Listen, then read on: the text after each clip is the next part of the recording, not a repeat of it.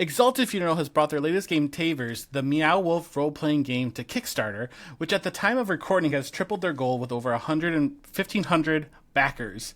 Today we're talking with Tiger Wizard about how this game has come to be. Thank you so much for being here. Hey, thanks for having me. It's my pleasure. This is such a cool game. I have to say that I have been kind of a fan of Meow Wolf for a while. I always wanted to go to do their Las Vegas one every time I went there. Yeah. So this is such a cool thing to see a game kind of spin out from this. But I'm wondering, to kick us off, if you kind of tell us what TAVERS is about. Sure. Well, since you've already got some familiarity with Meow Wolf, it shouldn't be that hard to explain it to you. But for your audiences, if you don't know about Meow Wolf, that's kind of where I have to start to explain TAVERS. It's Sure. an immersive art space that invites you to be not just a guest, but an inhabitant of the worlds that they create. You can go into these places and touch stuff, puzzle stuff out, like kind of explore however you choose to. One of the things that's really cool to me about the spaces is how there is a story there that they spend a lot of time coming up with. But it's up to you how deep into that story you want to go. So my task for creating a role-playing game version of this experience is trying to just make a one-for-one comparison. There is an elaborate story there. How much of it you want to explore is up to you. The game is basically a storytelling game for you and your friends to explore, solve mysteries, and build something really fun and unique together, which yeah, there you go. That's my answer. It is really cool. I like that this is a game that, whether you're like a veteran to TTRPGs or if you're just beginning, this has it. No matter what level of experience you have, you can kind of jump into playing this game. Oh, yeah. For sure. And if you want me to elaborate on that, sure. It is different. We created this game as a bespoke, sort of unique entry into tabletop role-playing and storytelling. We custom made it specifically to match up with Meow Wolf. Okay. That being said, it's going to look a little bit different to those veteran, role-playing game fans. But if you're new to the hobby, it should be a warm welcome. So, as a game designer, in developing a game like this, where do you kind of begin? What is that process kind of like, leading to the end product? Well, I'm glad you asked this question because it's a silly answer, but it's probably the most fun I've ever had researching an intellectual property. Sure. I just went to a bunch of the exhibits and just hung out and observed people as they were traveling through the different rooms and spaces, and I took my wife, I took my in-laws, I took friends, and went and experienced several of the exhibits with different groups of people. Kind of Sure. the way you might play a game with a bunch of different people or different groups of people. And that was kind of where the incubation was happening. And then, the next phase after that was, pen to the page. Let's figure out how Sure. to gamify that experience and take that experience that we can have in a physical space and pull it out of that physical space and put it into your mind, your mind theater, Sure. in a gameable format. So, when you're taking all those individuals, I'm assuming everyone has a different experience. Oh, Do yeah. you how do you amalgamate those together? You kind of have an idea of what Meow Wolf is in your head, but everybody's probably got a different perspective. Yeah, and I think for the development of the game, that was a really difficult thing to parse. But I was able to isolate a subsection of different types, right? Sure. And in the game TAVERS, you're playing the role of a TAVER, which is a character that through the process of taving can enter into the tave and then pop out in different locations, right? Okay. So for your TAVER, I was able to sort of identify and isolate a couple of different types, right? And I Sure. call them TAVER flavors. And my hope is that these different TAVER flavors provide sort of like the baseline for a lot of different styles of play. Whether you are a character, or not a character, but maybe a character. Sure. Maybe you're a player that is a character, right? And you want your character to be kind of goofy and fun and out there and wild. Like, there is a TAVER flavor for you.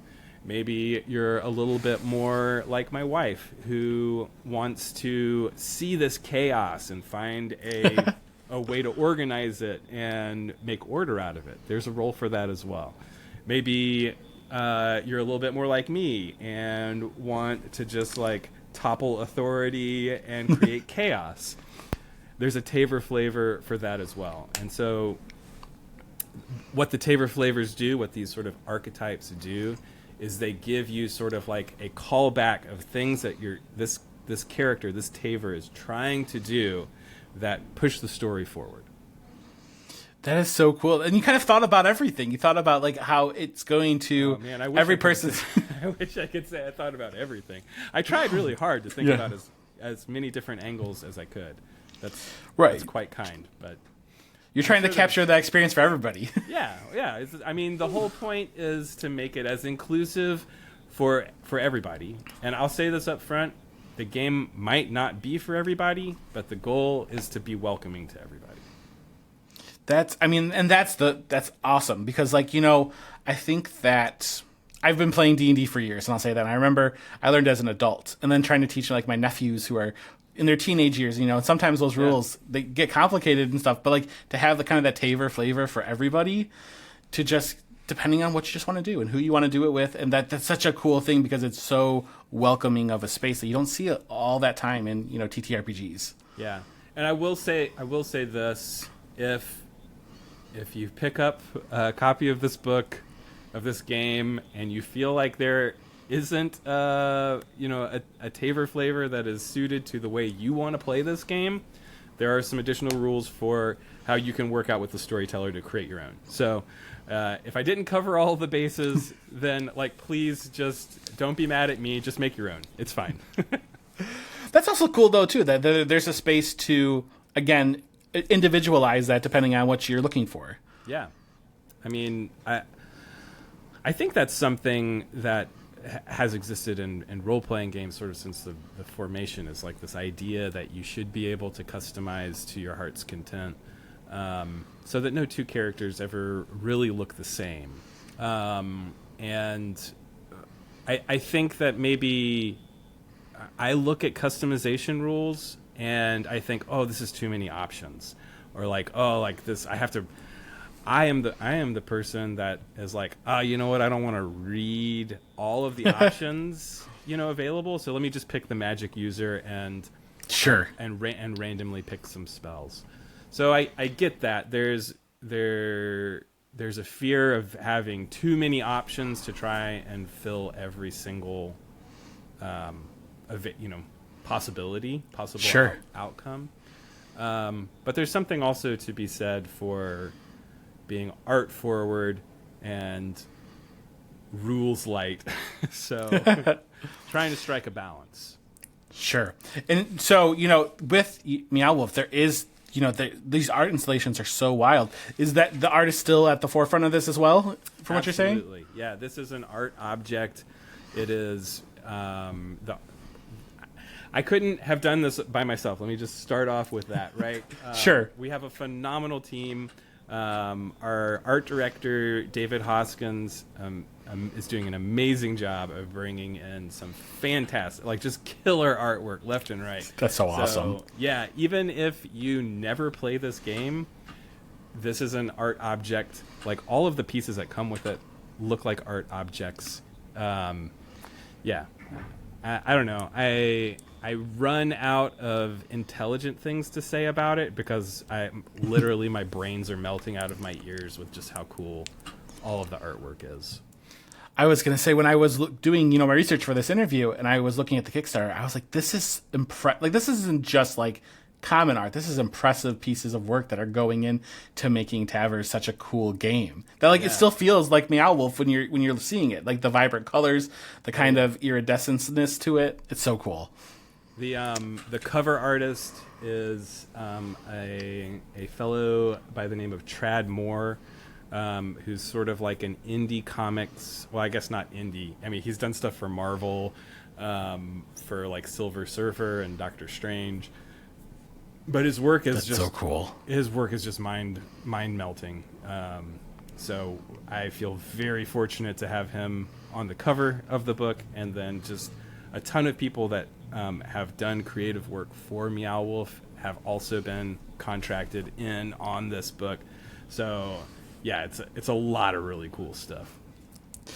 So when you're developing the game, what is really standing out about maybe the game mechanics of TAVERS? Yeah.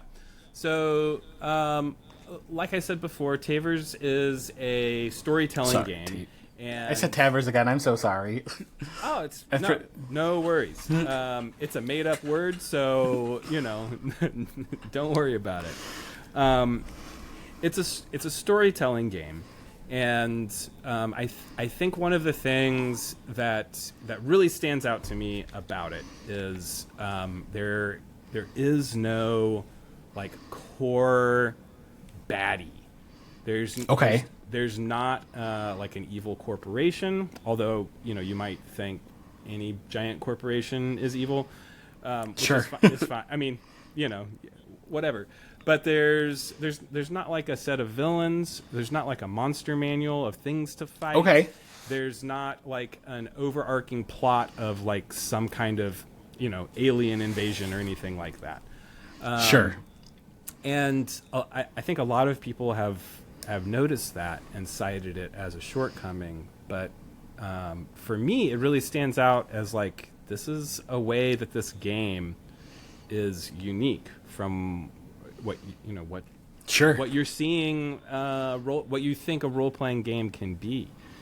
Sure. There is a space for gaming and like really fun collaborative gaming, because it's a very collaborative game that isn't just about good going and toppling evil. Sure. So I think that's the thing. That's the thing to me that I guess I'm the most proud of. But I would say that's pretty cool. That's a cool a mechanic that it's not a central story that you're following. And I feel like sometimes the best TTRPG games that I've played, you just are doing something that's completely like off book. Yeah. I mean, there's definitely stuff to do on book, Yeah. in the book. But yeah, I'm challenging myself to, when I was creating it, to think of it as like, this is not a traditional role-playing game. This is something different. This is something unique, that will mesh with not just the fans of Meow Wolf, but also like the core principles, of the company. Or they're like an art collective, so like trying to fit in there felt very natural. Felt like sliding into a warm pool, but sure. Yeah, I'm probably rambling now. No, it's okay. So what is perhaps like your favorite aspect of creating a game like TAVERS? I guess I'm supposed to say like, all the hard work, all the dedication. Yeah, it's been challenging. I'll say that. Sure. But if I'm being real, the best part of creating any game is getting to play it. Sure. So the playtesting phase of the game, which started pretty early, and has continued up until we got it to its final form, was super rewarding. I got to play with a bunch of people that I've known for a long time. My wife playtested in two of the groups, which was a lot of fun. She doesn't usually play role-playing games with me. And then I also got to play with some complete strangers, which, new friends, right? Sure, absolutely. Probably the coolest part of the whole thing, though, was earlier this year, at the start of January, like fresh in the new year, I went to Santa Fe to the headquarters of Meow Wolf, and I got to play the game with a bunch of the team. So a bunch of the Meow Wolf team. So I recognize That's awesome. I recognize that like a lot of times probably you if you're writing a game for someone, maybe you're not. I mean, maybe you are. I don't know. I've never written a game specifically for a company outside of the company that I work for. Sure. I don't know if I'm not. I got to play the game with the people that the game was made for, I guess, is what I'm trying to say. And that was really cool. It was a really cool experience because it made me feel like, oh, okay, they see what I've done here and are into it. So it's like that was the validation that I needed on like kind of taking a risk with their baby. Sure. And it was just really cool. It's cool to be able to like be like, hey, I made this thing for you, and let's play it together. So, absolutely, I think validating you're right is like because that's such a cool thing to be like, this is the baby that you trusted me with, and here it is, and they're like, yeah, we love this. Yeah, and the support from their team has been awesome. Like I mentioned before, that some of the artists have been involved with creating new artwork for the game, but also their writing team. And they're just like they're consulting, so like they have a lot of characters that I'm pestering them about with questions here and there. Sure. So their whole team has been super helpful, and one of their writers, Michael J. Wilson, who's also their lore keeper, has actually he came on to help me write some of the like character descriptions. So some of the lore bits are actually written by the Meow Wolf lore keeper. So it's been a fun process and a fun collaboration. I was gonna say then the level of like dedication on that front too, of making sure that it all matches with the brand, like that's a whole job that people maybe don't even comprehend on the back end that you're doing just to make sure that this all fits together and works seamlessly. Yeah, there's a little bit of I don't know. There are super fans that if I get something wrong will let me know. So sure. I guess I'm fortunate to know that there will be a critical eye. So, it's kind of like you said, oh, you've thought of everything. It's like, I got to think of everything. Yeah. So somebody doesn't be like, ooh, what, you messed up there, buddy. But yeah, I mean, for the most part, that's the fun part of designing a game is considering all of this. You don't just one big paint stroke make a game. It's a lot of little precise markings to like get the whole picture together. For sure. And talking about this final stage, you got to take this to Kickstarter, and it has had such a cool response. People are really, it's like I said, triple the amount of that, like of the goal. What is that kind of like to see, like your project, your baby here, just being kind of accepted by all these people and loved? It's really cool. We've already smashed through like a bunch of really cool stretch goals. I'm excited to see like how many more of them will unlock before the campaign is over, because basically every time you go and support, and pledge to back that Kickstarter, it just means I'm like you're unlocking a little toy closet for me to add something cool. So I think the most recent thing that we announced is that we're going to be bringing on some guest writers to write additional content. So these will be... Oh, wow. Yeah, it'll be like a whole little separate zine of different adventures you can take your TAVERs on. That's so cool. The book comes with 5 main campaigns in it. Okay. And so this will expand with, I think, 5 more. So like twice as many adventures to go on, which is hours. That's huge. Hours of gaming content there. So yeah. Wow, that's cool. And even just like at the base 5 that's quite a bit of adventuring you can do. But to have double that's what a cool experience for anybody looking to back this. Yeah, absolutely. I mean, we didn't want anybody to walk away from it feeling like they got shortchanged. So I've been trying really hard to like overload the Kickstarter with as much cool stuff as we possibly can. Obviously, we had some custom dice made. They're called octahedrals. Okay. Just to be fun about it. There's also the box set has, you know, a little bit of all of the things that you need. Yeah, I mean, we've got a vinyl album that's coming along with it. That's so cool. I mean, the music is amazing, but it will also have additional content.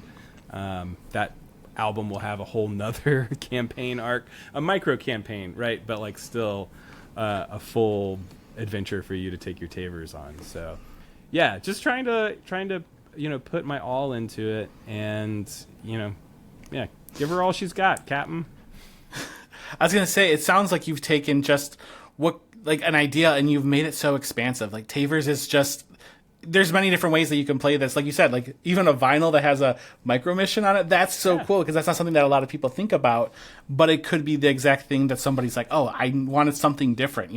I played D&D for 25 years and now I want to try something new, and like, that's so cool that you've thought of so many different things of how to have such original adventures in TAVERs. Well, it's all for the people taking it to the table. If you want all of that extra stuff, it's there for you. If you want to just play the game, all you need is the book, right? Like, you can play this game without any of these like fancy add-on thing. You don't need custom dice. You can use regular D8s.